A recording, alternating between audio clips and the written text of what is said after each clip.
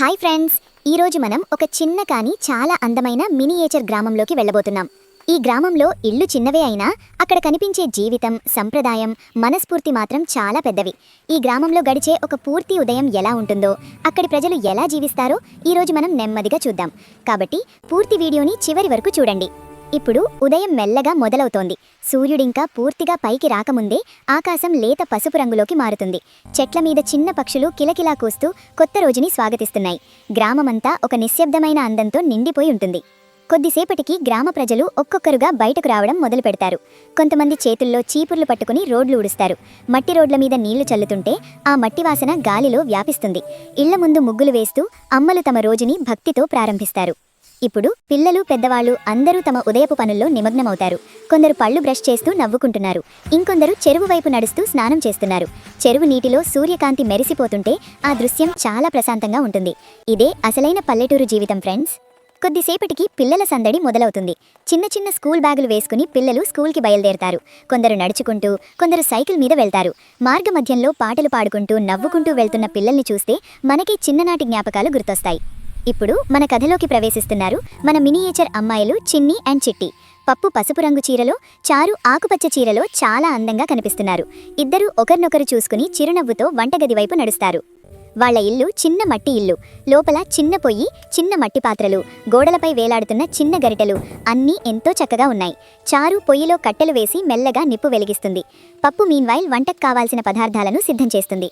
ముందుగా అన్నం వండడం మొదలవుతుంది. పప్పు చిన్న పాత్రలో బియ్యాన్ని వేసి నీటితో మెల్లగా కడుగుతుంది. నీరు తెల్లగా మారుతుంటే మళ్లీ కొత్త నీరు పోసి శుభ్రం చేస్తుంది. తర్వాత మట్టి కుండలో నీరు పోసి బియ్యం వేసి పొయ్యిపై పెడతారు. కొద్దిసేపటికి నీరు మరుగుతూ ఆవిరి పైకి వస్తుంది. అన్నం మరుగుతుండగా పప్పు కందిపప్పును కడుగుతుంది. పసుపు, ఉప్పు వేసి చిన్న కుక్కర్లో పెడుతుంది.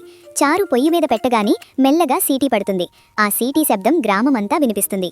ఇప్పుడు తాలింపు వేయాల్సిన సమయం. చిన్న ప్యాన్లో నూనె వేడి చేస్తారు.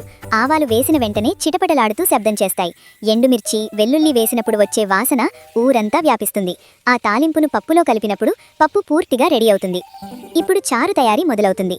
చింతపండును నీటిలో నానబెట్టి రసం తీస్తారు. టమాటాలు, ఉల్లిపాయలు, పచ్చిమిర్చిని చిన్న చిన్న ముక్కలుగా కట్ చేస్తారు. మట్టి పాత్రలో చింతపండు రసం పోసి అందులో అన్ని పదార్థాలు వేస్తారు. చారు మెల్లగా మరుగుతూ మంచి వాసన రావడం మొదలవుతుంది. చారు మరుగుతుండగా పప్పు, చారు ఇద్దరూ ఒకరినొకరు చూసుకుని చిరునవ్వు నవ్వుతారు. వంట చేయడం వాళ్ళకి పని కాదు, ఒక ఆనందం. ఈ చిన్న మినియేచర్ వంటగదిలో పెద్ద ప్రేమ కనిపిస్తుంది. కొద్దిసేపటికి అన్నం, పప్పు, చారు అన్నీ సిద్ధమవుతాయి. చిన్న అరటి ఆకులు తీసుకుని నేల మీద చక్కగా పరుస్తారు. ముందుగా అన్నం వడ్డిస్తారు. ఆపై పప్పు, చారు వేసి కొంచెం నెయ్యి వేస్తారు.